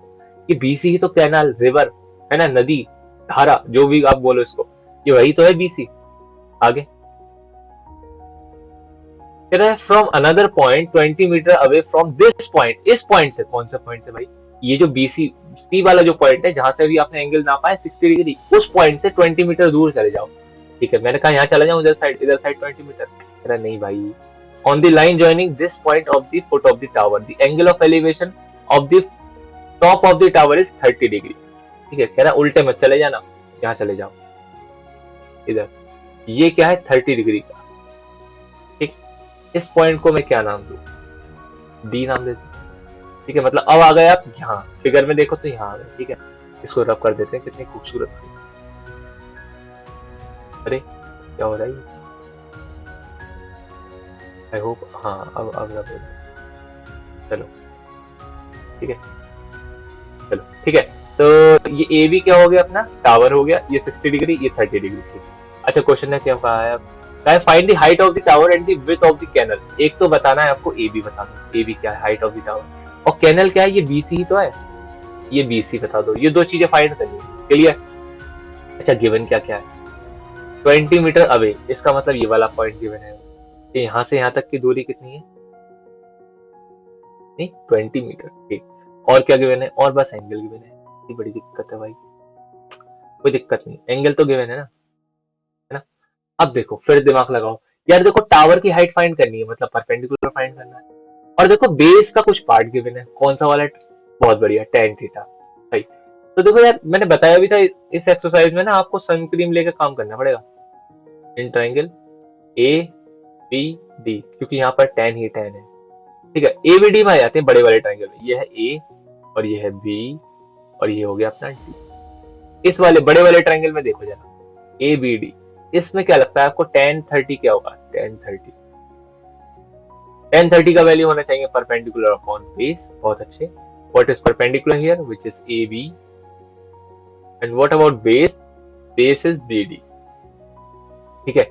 tan 30 का वैल्यू क्या होता है 1/√3, हम इसको थोड़ा ऊपर किए देते हैं, tan 30 का वैल्यू होता है 1/√3। और ए बी तो हमें पता ही नहीं, ए बी नहीं पता हमको। अच्छा बी डी पता है आपको, नहीं बी डी भी नहीं पता, तो फिर क्या पता है आपको, कुछ पता भी है, हमें ये पता है बी डी को लिख सकते हो आप B C plus C D, ये है बी सी और यहाँ है डी, तो अगर बी सी और सी डी को ऐड कर दिया तो बन जाएगा क्या बी डी, ये पता है हमको, हम लिख देते हैं B C plus C D. तो यहाँ से फायदा क्या हुआ, अच्छा सी डी का तो वैल्यू दे रखा 20, so 1/√3 is equal to A B, B C पता है क्या, नहीं बी सी नहीं पता यार, सी डी क्या है 20, एक रिलेशन आ गया देखो ए बी और बी सी में, यहाँ पर क्या आ गया, क्रॉस मल्टीप्लाई करके दिखाता हूँ, यहाँ से ए बी और ये जो बी सी है ये जाएगा उधर, और ये √3 जो है वो जाएगा इधर, तो ए बी इंटू √3 ये आ गया कितना बी सी प्लस 20, ये रिलेशन आ गया। अब काम की बात क्या है, दूसरे ट्राइंगल को पकड़ लो, कौन सा ट्राइंगल है A B C, triangle A B C. अब आ जाते हैं इसमें, तो यहाँ पर हम डिवाइड एंड ड्रॉ वाली पॉलिसी अपनाएंगे इन ट्राइंगल ए बी सी। यहाँ पर भी भैया बहुत ज्यादा धूप है तो tan ही यूज करेंगे, tan 60, ठीक है। tan क्यों यूज कर रहा है समझ में आना चाहिए आपको, ठीक है। tan 60 क्या होगा, परपेंडिकुलर अपॉन बेस, परपेंडिकुलर है ए बी और बेस क्या है यहाँ पर बी सी, परपेंडिकुलर है ए बी और बेस क्या है यहाँ पर बी सी, ये बी सी तो हमें पता ही नहीं है, कोई बात नहीं। tan 60 क्या है √3, ए बी क्या है ए बी भी नहीं पता, अरे कोई बात नहीं बी सी। अच्छा यहाँ से एक बात बताओ मुझे, आप ये नहीं लिख सकते ए बी का वैल्यू क्या होगा, ए बी का वैल्यू होगा बी सी √3, बोलो। अब देखो यार काम की बात, देखो एक तो यहाँ पर है वैल्यू, ठीक है, और एक है यहाँ पर रिलेशन, वैल्यू बोल गया मैं, उसका रिलेशन है ए बी और बी सी का, यहाँ पर रिलेशन ए बी और बी सी का यहाँ पर रिलेशन, क्या लगता है यहाँ से ए बी की वैल्यू निकालें और इसमें रख देते हैं, तो यही कोशिश करते हैं भाई, ठीक है।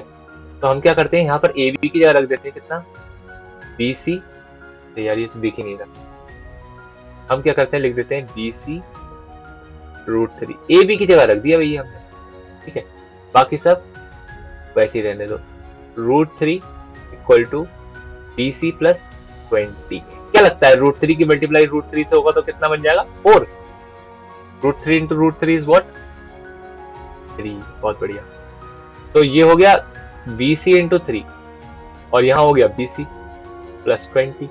अब बी सी इंटू 3 को 3BC लिखने में कोई दुख तकलीफ नहीं होनी चाहिए, और ये जो बी सी है ये वाला इससे बचा दो उधर साइड, तो B C is equal to 20, क्या हो गया 3BC में से एक BC गया तो 2BC इज इक्वल टू 20, और ये वाह भाई वाह, यहाँ से BC का वैल्यू क्या आ गया 20/2 यानी कि 10, बहुत अच्छे। तो BC की वैल्यू क्या आ गई 10, बहुत ही बढ़िया, BC की वैल्यू 10 आ गई। इससे फायदा क्या है हमारा, BC की वैल्यू 10 आ गई, इससे फायदा ये है अब यहाँ पर रख दो BC की वैल्यू, ठीक है। चलो डिवाइड एंड ड्रॉ, तो ए बी की वैल्यू क्या हो जाएगी भाई, बी सी की वैल्यू रख दो 10, तो 10√3। देखो दोनों वैल्यूज फाइंड हो गई नहीं हो गई, इसको भी बंद कर देते नहीं तो चला जाएगा ये कहीं ना कहीं। ठीक है, देखो हमसे पूछा था सबसे पहले बी सी क्या होगा, और हमसे पूछा था ए बी क्या होगा। ए बी क्या है, हाइट ऑफ टावर, पता चल गया। बी सी क्या है, बी सी है कैनल की लेंथ, पता चल गया, सिंपल। ठीक, अब आ जाते हैं हम नेक्स्ट क्वेश्चन पे। From the top of a 7 metre high building the angle of elevation of the top of a cable tower. दो चीजें हैं भाई, एक तो है बिल्डिंग, ये है बिल्डिंग, और एक है टावर। टावर हम बार बार ये यूज कर रहे हैं, ठीक है, कोई बात नहीं। ठीक, तो 7 मीटर की है बिल्डिंग, बिल्डिंग की हाइट है 7 मीटर, बहुत अच्छी है। ये दे रखा है भाई 7 मीटर है, ठीक है, तो इसका मतलब हम बिल्डिंग मान लेते हैं ए बी। आई होप ये दिख रहा हो आपको, मैं इधर को कर देता हूँ थोड़ा। बिल्डिंग को मान लिया हमने ए बी, ठीक है, और टावर को क्या मान लें, टावर को मान लेते हैं सी डी, मान लेते हैं सी डी, सी डी, ठीक है, ये हम इधर को करके दिखा देते हैं, ये हमने सी डी मान लिया, ठीक है। और यहाँ पर एंगल्स दे रखे हैं कुछ, the angle of elevation of the top of the tower of a cable tower, ठीक है, इस 60 डिग्री। ठीक, अच्छा बिल्डिंग के अगर ऊपर खड़े हो, फ्रॉम द टॉप, यहाँ बिल्डिंग के ऊपर खड़े हो जाओ, ठीक, और फिर देखो जरा टावर का टॉप कैसा दिखता है, तो आपने कहा 60 डिग्री का एंगल ऑफ एलिवेशन। फिर खड़े तो हो वो फिर आप बिल्डिंग के, फिर एंगल ऑफ डिप्रेशन देखो कहाँ से, फुट ऑफ द बिल्डिंग, तो वो क्या आता है यहाँ पर, यहाँ पे आता है 45 डिग्री। अब देखो काम की चीज, तो determine the height of the tower. अच्छा ए बी क्या दे रखा है आपने, 7 मीटर, 7 मीटर। इसको कोई डरना नहीं, मैं इधर साइड में करके सारा कुछ समझाऊंगा फिर से क्वेश्चन, है ना। देखो ऐसा कुछ है, ये है ए बी, क्या है अपना, बिल्डिंग है, हमारा बिल्डिंग मान लेते हैं यार, हमारा कोई बात नहीं, ठीक है, और सी डी क्या है, हमारा ही टावर, ठीक है। तो अगर ए बी बिल्डिंग के टॉप से खड़े होकर अगर मैं टावर के टॉप को देखूं तो 60 डिग्री का एंगल बनता है। अच्छा बिल्डिंग से खड़े होकर नीचे नहीं कूदे ना फिलहाल, है ना, पहले ये देख लो कि बिल्डिंग का फुट कैसा दिखता है, तो 45 डिग्री का एंगल ऑफ डिप्रेशन बनता है, समझ में आ रहा है। अच्छा ए बी जो हाइट है, मतलब जो बिल्डिंग है वो 7 मीटर हाई है, तो आपसे सी डी यानी कि ये जो टावर है इसकी हाइट पूछ रहा है, ठीक है। तो हम क्वेश्चन को सॉल्व करना शुरू करते हैं, इधर को ले लेते हैं क्वेश्चन को साइड में। अब मुझे एक बार बताओ, यहाँ पर सी डी पूछा है आपसे, आपको ट्राइंगल दिख रहा है क्या, बोलो, अब दिखने लगेंगे। एक तो ट्राइंगल है ए ई सी, दिखा, ये देखो ये वाला एंगल 90, और एक ट्राइंगल है ए ई डी, देखो ये वाला एंगल 90, दिखे नहीं दिखे दोनों ट्राइंगल, ठीक है। अब क्या करते हैं हम, पहले बात करते हैं इन ट्राइंगल, इन ट्राइंगल किसमें बात करें बोलो, आई थिंक हमें बात करना चाहिए ए ई सी, ए सी ई, ठीक है। अब देखो ए सी ई में यार, ये देखो ये हो गया परपेंडिकुलर, ये हो गया बेस, ठीक है। अच्छा एक काम की बात और बताता हूँ, अगर देखो ए बी 7 मीटर है, तो यहाँ से ईडी जो होगा, ईडी ईडी ईडी ईडी भी 7 मीटर होगा। रीजन यार ये सेम ही तो है, देखो यार ए बी और ईडी, देखो रेक्टेंगल के पार्ट ही तो है, और रेक्टेंगल के अपोजिट पार्ट जो होते हैं वो सारे बराबर होते हैं सब, है ना। और देखो यहाँ पर काम की बात, ये ए ई लग रहा है मेरे को बेस, और ईडी लग रहा है मेरे को परपेंडिकुलर, ठीक है, इसका मतलब परपेंडिकुलर और बेस, ओहो टेन का यूज करते हैं, फिर टेन यहाँ पर ऊपर वाले ट्रायंगल की बात कर रहे हैं, इस वाली ए ई लग रहा है मेरे को बेस, और सी ई लग रहा है मेरे को परपेंडिकुलर, फिर टेन का यूज करना, टेन ही टेन जिंदगी में, ठीक है, जिंदगी में नहीं इस एक्सरसाइज में टेन ही टेन, ठीक है। चलो इन ट्राइंगल ए सी ई में बात करते हैं 1060। What about 1060, what is the value of 1060, या सीई अपॉन एई, ठीक है। 1060 क्या होगा, परपेंडिकुलर अपॉन बेस, आपने सही बताया था, √3 होती है, मैं लिख भी देता हूँ, डरो नहीं, कोई बात नहीं, कोई नहीं कोई नहीं कोई नहीं, लिख दिया मैंने, ठीक है। अच्छा सीई का वैल्यू क्या है बोलो, हमें तो नहीं पता सीई, तो हम क्या कह दें, हमें नहीं पता, और एई को मल्टीप्लाई में पहुंचा देते हैं, ठीक है। तो अभी तो फिलहाल यही पता है, इतने से काम चला गया, ठीक है। तो सीई क्या हो गया, सीई हो गया एई इंटू √3। इसका मतलब आप ये कहना चाह रहे हो कि आप सीई निकालने के लिए पहले एई फाइंड करना चाह रहे हो। अब एई फाइंड हो कैसे, मैं कह रहा हूँ एक ट्राइंगल नीचे भी तो दे रखा है, उसका सदुपयोग कब करोगे आप, तो in triangle A E D, A E D में देखते हैं, ए ई डी में भैया 1045 की बात हो रही है, परपेंडिकुलर कौन है यहाँ पर, परपेंडिकुलर है ईडी, और बेस कौन है यहाँ पर, बेस है एई। अच्छा 1045 का वैल्यू तो बहुत गजब होता है, क्या होता है, 1 होता है, तो यहाँ से ईडी अपॉन एई का वैल्यू आ गया। इसका मतलब तो साफ साफ यही हो रहा है कि ईडी और एई बराबर है, मतलब जहाँ ईडी लिखना हुआ ए लिख देना। अच्छा ईडी का वैल्यू क्या है, ईडी तो 7 है, तो ऊपर 7 क्यों नहीं लिख देते आप, बोलो। ये एक काम की बात आई नहीं आई समझ में, बोलो बोलो बोलो। अब यहाँ क्या करते हैं, इसको देखो जरा, इस हिसाब से सीई क्या हो गया, 7√3। बताओ हो गया क्या नहीं हो गया, देखो इसको और अच्छे से लिख दो। हम पहले से एक काम करते हैं, जब बंद कर देने तो चला जाएगा ये काम, ठीक कर दिया हमने तो, और इसको कर दिया बंद। तो एई का बस वैल्यू रखा है मैंने ऊपर वाली इक्वेशन में, ठीक है, लेकिन हमें सीई तो फाइंड करना ही नहीं था, हमें तो टावर की हाइट फाइंड करनी थी। अच्छा टावर निकालना कोई बहुत बड़ी बात तो है नहीं, क्यों, क्योंकि टावर है क्या, टावर क्या है भैया, टावर है, हाँ टावर है सीडी, ठीक है, टावर है सीडी, ठीक है। अब टावर की हाइट निकालना कोई बहुत बड़ी बात नहीं है, क्यों, क्योंकि सीडी है टावर, और टावर बना है दो चीजों से, एक तो सीई और ईडी। अच्छा सीई का वैल्यू क्या है, सीई का वैल्यू है 7√3, 7√3।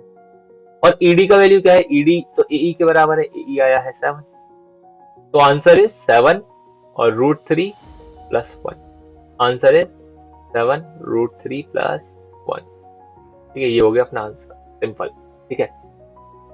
बताओ नेक्स्ट क्वेश्चन पे आ जाए अब हम, ठीक है। देखो ये बहुत बढ़िया क्वेश्चन है। 1.2 meter tall girl spots a balloon moving with the wind in the horizontal line at the height of 88.2 metre, ठीक है, 88.2 मीटर की हाइट पर यहाँ पर कहीं बलून उड़ रहा था, इसने देखा ओहो बलून, ठीक है, तो इसका मतलब हम मान लेते हैं ये है बलून। अब बलून की खासियत क्या है, बलून ना बहुत ही शरीफ घर का है, तो वो बिल्कुल सीधा सीधा उड़ रहा है, टिक टिक टिक टिक टिक टिक टिक टिक टिक ऐसा करके, ठीक है, और यहाँ पहुंच गया बलून, ठीक, और यहाँ पर खड़ी थी लड़की। From the ground, the angle of elevation of the balloon from the eye of the girl at any stand is 60 degree. After some time, the angle of elevation reduces to 30 degree. Simple. भाई पहले तो था 60 degree, फिर balloon क्योंकि शरीफ है बहुत, तो वो आगे बढ़ता रहा, तो वो क्या बन गया, 30 डिग्री बन गया, ठीक है, बलून यहाँ पहुंच गया तो 30 degree. Find the distance travel by the balloon during this interval. तो भैया इस दौरान बलून ने कौन सी डिस्टेंस ट्रेवल करी है, बलून ने तो ये डिस्टेंस ट्रेवल करी है, ये वाली, ठीक, हमको यही फाइंड करनी है, ठीक है। अब हम क्या करते हैं, नामकरण संस्कार करते हैं। क्या नामकरण संस्कार करते हैं, हम बोल देते हैं बी बोले तो बलून, और बलून जब उधर पहुंच गया तो उसका नाम हो गया क्या, उसका नाम बाद में करेंगे, ए बी सी, ठीक है। तो ए अब इसका नाम क्या कर दे, बोलो बताओ, आप बता दो, चलो इसका नाम एक काम करते हैं, डी बोल देते हैं, A B C D E, ठीक है। पहले बलून था बी पर, अब बलून पहुंच चुका है डी पर, सेंसलेस, लेकिन फिर भी हम डी बोलेंगे, ठीक है। चलो find the distance travel by the balloon, तो विच इज सीई, सीई या बीडी, आप जो भी बोल दो, ठीक है। तो बीडी ही क्या है, वो डिस्टेंस है जो बलून ने ट्रेवल करी है, या आप उसको सीई भी बोल सकते हो, ठीक। अच्छा जी, और क्या पता है, हमको पता है हाइट जो है गर्ल की वो है 1.2 मीटर, और जो बलून है वो 88.2 मीटर। अच्छा ये काम की चीज है, देखो इसको देखो, बलून ये मैंने मान रखा है ग्राउंड है, तो यहाँ से यहाँ तक की तो हाइट हो गई गर्ल की, ठीक है, जो कितना है 1.2 मीटर, इसको हम लिख देते हैं 1.2, और यहाँ से यहाँ तक की जो हाइट है वो है बलून, बलून भी तो उड़ ही रहा है, 88.2 मीटर, 88.2 मीटर, मतलब जो अपने काम की हाइट है वो तो BC है या DE, क्योंकि हमें ट्राइंगल तो दिख गए ना, हमको तो ट्राइंगल से लेना देना है, ठीक है। तो वो हाइट कैसे निकले यार, ये जो पूरी वाली हाइट है 88.2, इसमें से माइनस नहीं कर दें हम 1.2, तो ये वाली हाइट आ जाएगी BC। देखो कितना अच्छे से मैंने ड्रॉ कर रखा है, इसको और अच्छे से ड्रॉ कर देता हूँ, है ना, और अच्छे से क्या, मैं इसको रब ही कर, वैसे इतना रहने देता। तो एक बात बताओ मुझे, ये पूरी हाइट में से अगर 1.2 माइनस कर दो 1.2, तो कितना आ गया, ठीक है 87.0, तो ये BC की वैल्यू हो गई नहीं हो गई, BC क्या हो गया 87.0, बोलो 0.0 आप मत लगाना चाहो तो मत, ठीक है, ये वाली बात समझ में आई नहीं है। अच्छा अब काम की बात क्या है, काम की बात ये है, अब देखो बहुत काम की बात बता रहा हूँ मैं आपको। अगर ये 87 है तो इसका मतलब डीई भी क्या होगा, 87 ही होगा। ऐसा क्यों? क्योंकि भैया देखो, ये तो सेम, अरे बलून तो सेम हाइट पे ही उड़ रहा है ना। बलून बहुत शरीफ है, बताया था ना मैंने। ठीक है, तो अब हमें दो ट्राइंगल दिखने लगे, एक तो है ए बी, दूसरे पेन से दिखाता हूँ मैं आपको। एक तो है ए बी सी, एक तो ये ट्राइंगल है, और एक है ए डी और ई। हमें फाइंड करना है क्या, बेस का एक पार्ट यानी कि सीई, ये फाइंड करना है हमें, बेस का ही तो पार्ट है ये। अच्छा, हमें गिवन क्या है, हमें बी सी गिवन है और डी मतलब परपेंडिकुलर गिवन है। फिर बहुत बढ़िया, समझ गए आप, बहुत अच्छे। फिर सेकंड, ठीक है, तो हम आ जाते हैं सबसे पहले इन ट्राइंगल ए बी सी में। ए बी सी में बात करते हैं, in triangle A B C. ABC में सबसे पहले देखो कौन सा वाला एंगल लग रहा है, एबीसी में लग रहा है एंगल 60 डिग्री। तो tan 60 क्या होगा, tan 60 होगा परपेंडिकुलर अपॉन बेस। यहाँ पर परपेंडिकुलर कौन है, यहाँ पर परपेंडिकुलर है बीसी और बेस है एसी। परपेंडिकुलर है बीसी और बेस है एसी। क्या हमें बीसी पता है, बिल्कुल पता है 87। क्या हमें एसी पता है, बिल्कुल नहीं पता। ठीक है, tan 60 पता है, बिल्कुल पता है √3। बीसी की वैल्यू रख दी हमने 87, एसी हमें पता ही नहीं है। ठीक है, तो यहाँ से एसी का वैल्यू नहीं आ गया, एसी का वैल्यू क्या आ गया, 87 अपॉन √3। White code 87 upon √3। ठीक है, इसको हम कर देते हैं बॉक्स में बंद, बहुत काम का वैल्यू भाग जाएगा। ठीक है, ये आ गया एसी। अब देखते हैं दोबारा, अब जाते हैं फिर से एक और क्वेश्चन में और डिवाइड एंड ड्रॉ। ठीक है, इसी पॉलिसी पे हम काम करते हैं, डिवाइड एंड ड्रॉ। तो हम आ गए कौन से वाले में, अब ए डी ई। ठीक है, इन ट्राइंगल ए डी ई। अच्छा, ए डी ई में क्या लगता है आपको, कौन सा एंगल यूज करना चाहिए, tan 30। बहुत बढ़िया, tan 30 बहुत ही अच्छे। अच्छा, tan 30 में बेस कौन है, अच्छा यहाँ पर बेस है डीई, या डीई तो पता ही नहीं है हमें, डीई का नहीं पता भाई, बताया तो था अभी। अच्छा, बेस कौन है यहाँ पर, बेस है एई। अच्छा, क्या मैंने डीई बोल दिया था, बेस, डीई बेस नहीं है, डीई परपेंडिकुलर। ठीक है, डीई है परपेंडिकुलर, तो perpendicular upon base, sorry for that. ठीक है, तो डीई परपेंडिकुलर है, डीई का वैल्यू क्या है, डीई का वैल्यू वही होगा 87। अच्छा, tan 30 का वैल्यू क्या होना चाहिए, 1/√3। बहुत अच्छे। डीई का वैल्यू क्या होना चाहिए, 87। अच्छा, अब मुझे बता दो, सब छोड़ो आप ये बताओ कि आपको एई का वैल्यू पता है, एई, एई तो नहीं पता, तो फिर पता क्या है हमें, हमें ये पता है कि एई को लिख सकते हो आप एसी प्लस सीई। क्या लिख सकते हो आप, एसी प्लस, तो भाई AC plus CE cross multiply कर दो, वैल्यू हो जाएगी 87√3। अब देखो मेरी बात, हमको सीई तो निकालना है, सीई क्या है, बलून जितना चल गया, लेकिन बलून तो सर बीडी चला है। अरे बीडी और सीई तो बराबर है। अरे यार कैसी बातें कर रहे हो भाई, ये बीडी तो चला है बलून, ठीक है, बलून नीचे तो चला नहीं है, ये तो मैंने मान लिया, लेकिन यार बीडी और सीई तो बराबर है भाई। देख के भी नहीं लग रहा आपको, इतनी बेहतरीन फिगर बनाई है मैंने। ठीक है, अच्छा अभी बताओ एसी का वैल्यू क्या है, एसी का वैल्यू जो भी हो हमें तो सीई निकालना है, तो 87√3 माइनस एसी कर दो इसको। ठीक है, और यहाँ पर सीई का वैल्यू क्या आ गया, 87√3, और ये 7 तो बना ही नहीं, 87। ठीक है, कोई बात नहीं, मैं बना देता हूँ 87, इस वाले पेन से बना देता हूँ 87√3। अच्छा, एसी का वैल्यू क्या है, एसी का वैल्यू अभी निकाला था 87/√3। अरे 87 तो कॉमन है दोनों में, 87/√3, 87 तो कॉमन है दोनों में, 87 कॉमन ले लो, तो बना क्या, √3 माइनस 1/√3। ठीक है, अब क्या करें, अब हम ले लेते हैं एलसीएम, 87 को ऐसे ले लेना, अब ले लो एलसीएम √3।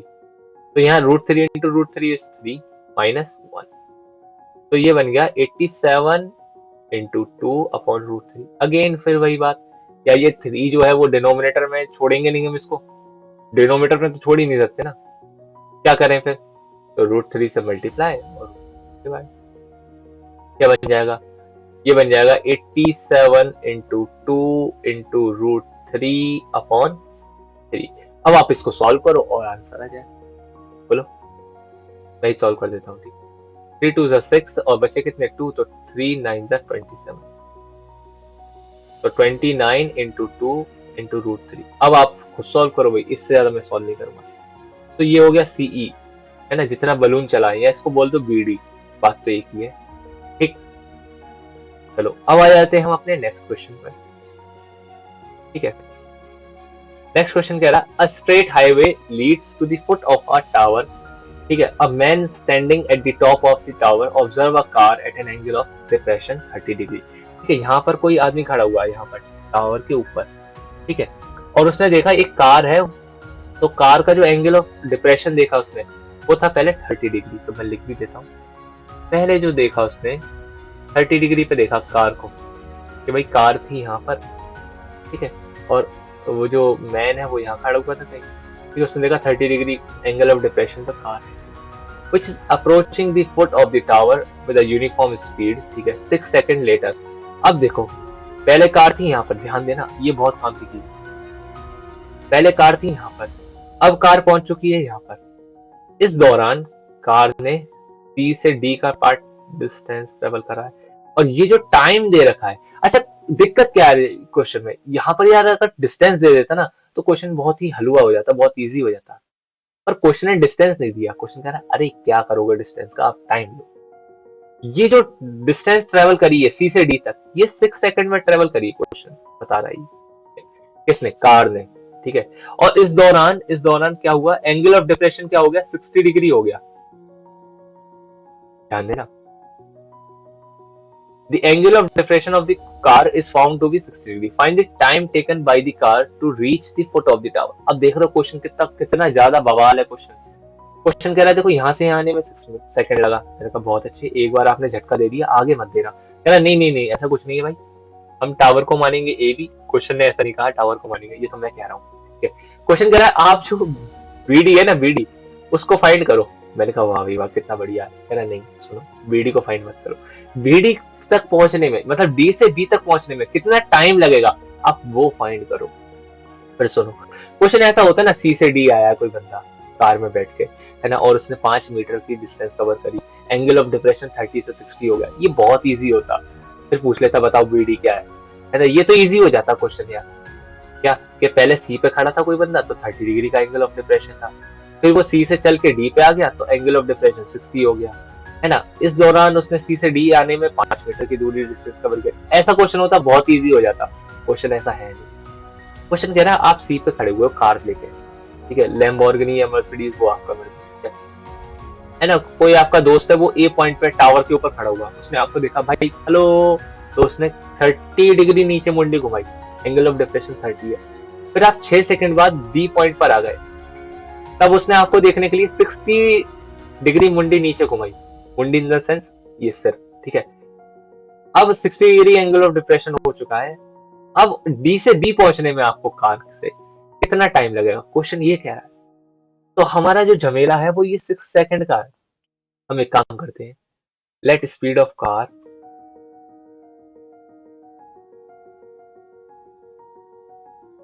क्या मान ले x किलोमीटर पर आवर।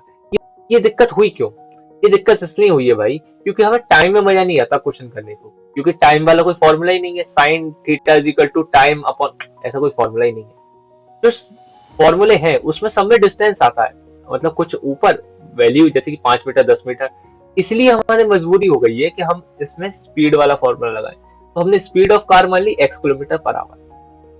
इस हिसाब से अगर सी से डी गई है कार तो स्पीड का फॉर्मूला हो गया डिस्टेंस अपॉन टाइम, ठीक है। अब देखो टाइम कितना लग रहा है ना। अब बात करते हैं, तो सी से डी जाने में, सी से डी जाने में जो टाइम लगेगा वो क्या होगा, वो होगा distance into speed, distance into speed.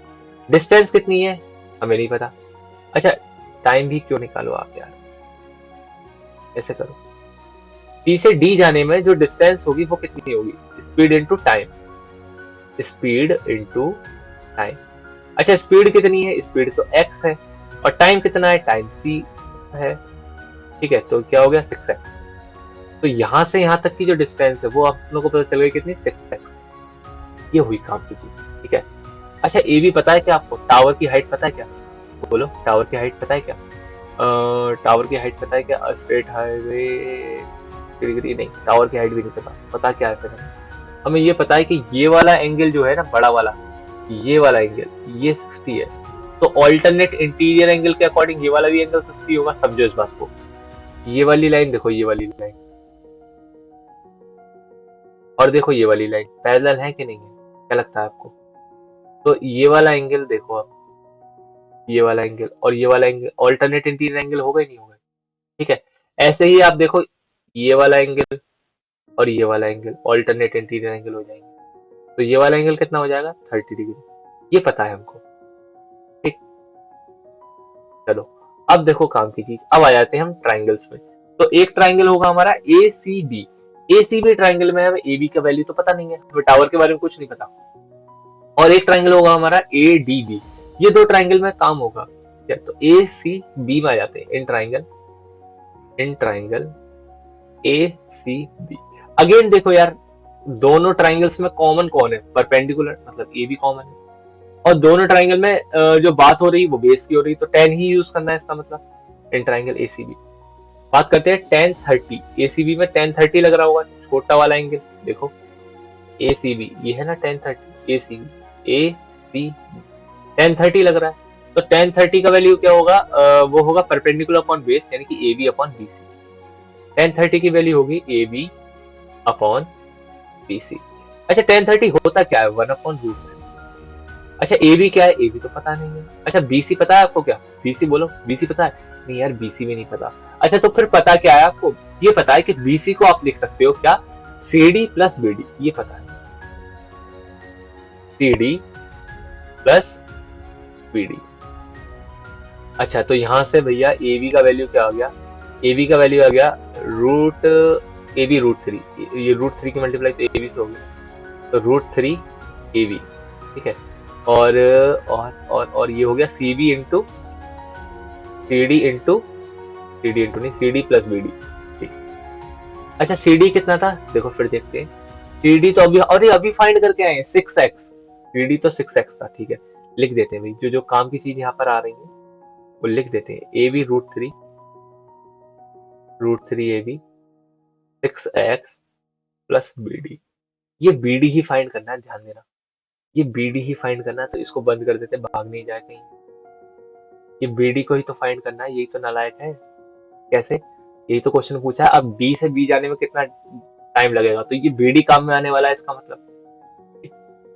तो पहले डिस्टेंस फाइंड करेंगे, फिर टाइम तो हम आराम से फाइंड कर लेंगे, कोई दिक्कत वाली बात नहीं। अब आ जाते हैं दूसरे वाले ट्राइंगल में, जो कौन है? ये है ए डी बी। ठीक है, जो कि है ए डी बी। तो ट्राइंगल ए डी बी। ठीक है, divide and draw in triangle A D B. ठीक है, ए डी बी में क्या यूज हो रहा है भाई? 1060। इसको थोड़ा इधर को कर देते हैं, 1060। अच्छा 1060 की वैल्यू क्या होगी भैया? A B upon B D. A B upon B D. अच्छा 1060 होगा क्या? √3। और ए बी क्या है? ए बी तो नहीं पता भाई मेरे को। अच्छा बी डी पता है आपको क्या? बी डी भी नहीं पता, लेकिन एक रिलेशन पता चल गया यहाँ से। देखो कितना बेहतरीन रिलेशन है। A B is equal to, बहुत बढ़िया, √3 इंटू बी डी। अब क्या करते हैं, जहां पे भी ए बी देखो आप, उसकी जगह क्या लगा दो? √3 इंटू बी डी। ये काम की चीज तो चल गई है। हमने ए बी देखा कहाँ पर है? हमने तो ए बी यहाँ देखा। लगा देते हैं यहाँ पर। क्या लगा देते हैं? पहले तो लिखते हैं √3 और ए बी की वैल्यू लगा देते हैं। ए बी की वैल्यू क्या लगा देते हैं भाई? ए बी की वैल्यू लगा देते हैं √3 इंटू बी डी। ये वैल्यू लगा दी हमने ए बी। ठीक है, ऐसा करा क्यों? देखो यहाँ से बी डी का और एक्स का रिलेशन पता चल जाए। तो यहाँ से √3 की मल्टीप्लाई √3 से, तो 3 B D is equal to 6x plus B D. ठीक। अब ये 6 जो है मतलब 3 बी डी जो है, अब और यहाँ पे देखो बी डी है, यहाँ पे 3 बी डी है, तो ये हो जाएगा 3 B D minus B D equal to 6x। तो हो गया 2 B D equal to 6x। यहाँ से बी डी का वैल्यू क्या आ गया? बी डी का वैल्यू आ गया 6x अपॉन 2। लेकिन सर हम ये बी डी निकाल ही क्यों रहे हैं? आपने कहा बी डी 3x आ गया, मेरा क्या फायदा बी डी निकालने? बी डी आ गया 3x, लेकिन हमसे तो क्वेश्चन ने बी डी पूछा ही नहीं था। तो आपने BD निकाला क्यों सर? BD तो डिस्टेंस है। हमसे तो क्वेश्चन ने ये पूछा कितना टाइम लगेगा यार। देखो क्वेश्चन ने तो ये पूछा ना, find the time taken by the car to reach the foot, मतलब अगर वो D पे खड़ी है तो D से B जाने में कितना टाइम। अरे आप तो टाइम निकालो ना भाई। तो टाइम निकलेगा कैसे? टाइम तो ऐसे निकलेगा ना। देखो speed is equal to distance upon time, तो टाइम क्या होगा? Distance upon speed. ठीक है, तो टाइम क्या हो जाएगा? टाइम होगा भाई, अब हम बढ़िया से लिखेंगे, टाइम होगा डिस्टेंस अपॉन स्पीड।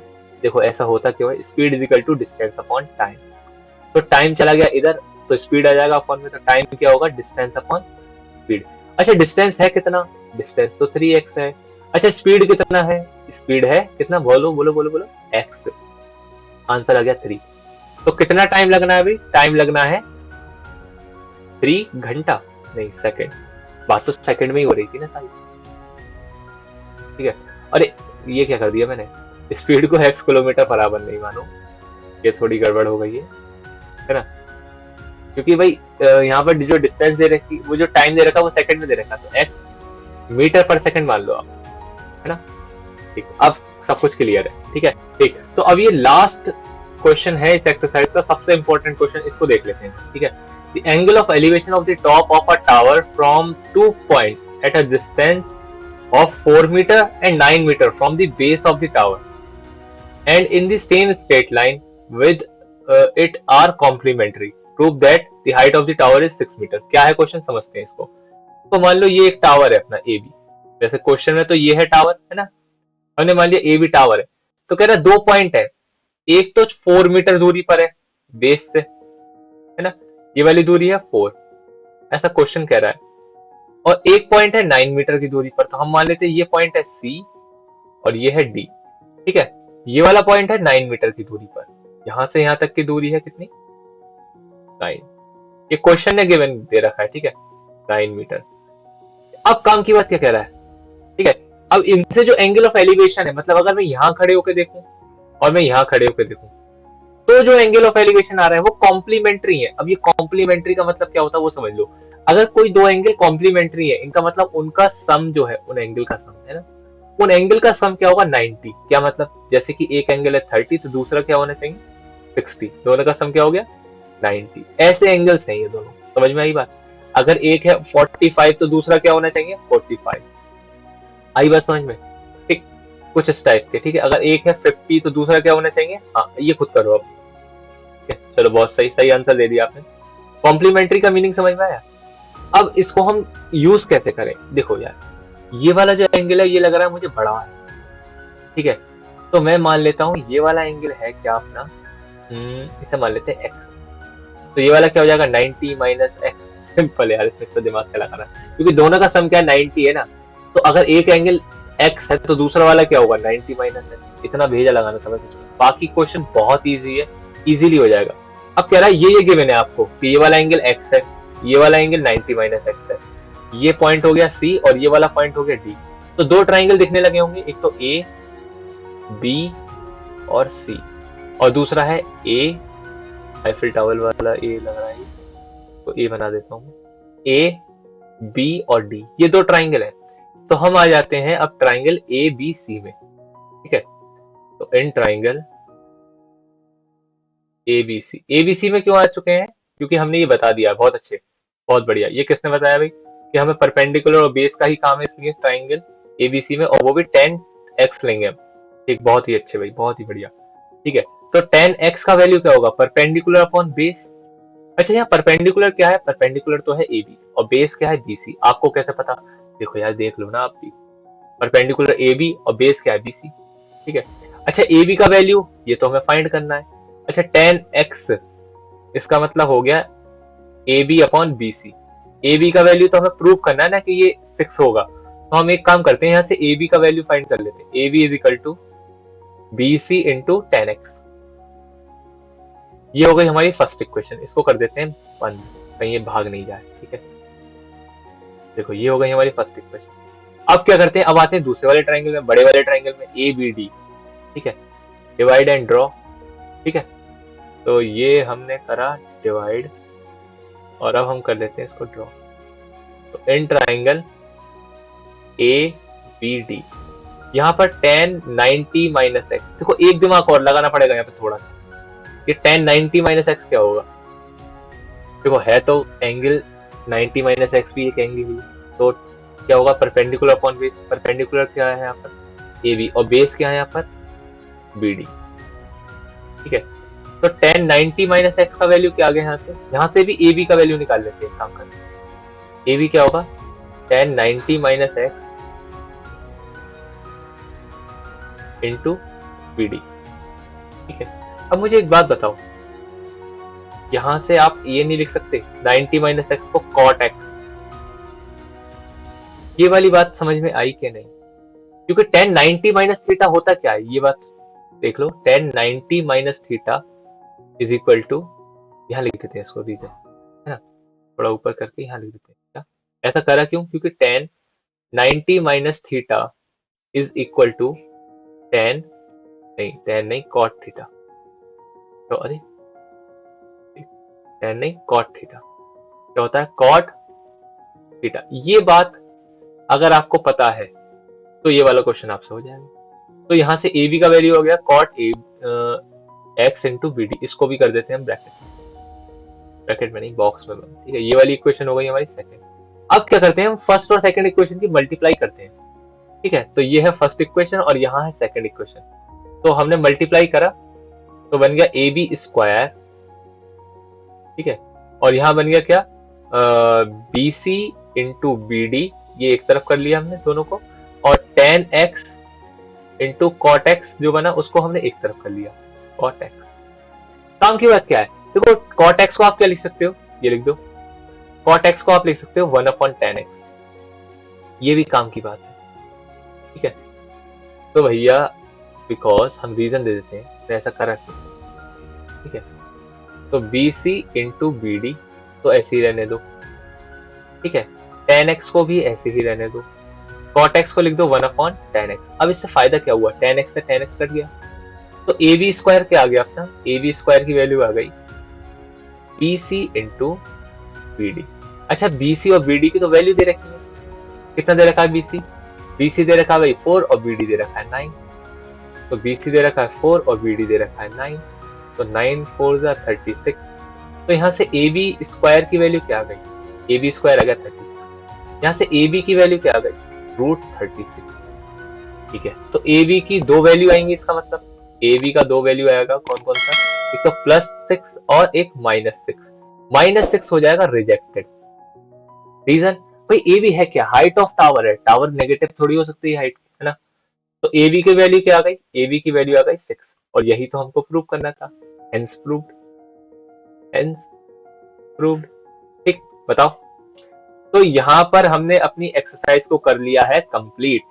ये एक्सरसाइज में जितने भी इंपॉर्टेंट क्वेश्चन थे हमने सब कर लिए। ठीक है, अब देखो बेसिकली इस एक्सरसाइज में करा क्या आपने? वो जो ट्रिग्नोमेट्री का यूज है ना वही करा, क्योंकि एक्सरसाइज का नाम, चैप्टर का नाम क्या है? Some application of the trigonometry. तो यहाँ पर साइन थीटा, टेन थीटा, इन दो एंगल्स का हमने, वो इन दो रेशियोज का हमने बहुत ज्यादा यूज करा है। इसका मतलब कतई ये नहीं है कि आप कोई और रेशियो का वैल्यू यूज, ये मतलब यूज ही नहीं करेंगे और याद नहीं करेंगे। आपको सारे वैल्यूज का मतलब रेशियोज का वैल्यू याद होना चाहिए। ठीक, so this is Pratham Kumar signing off.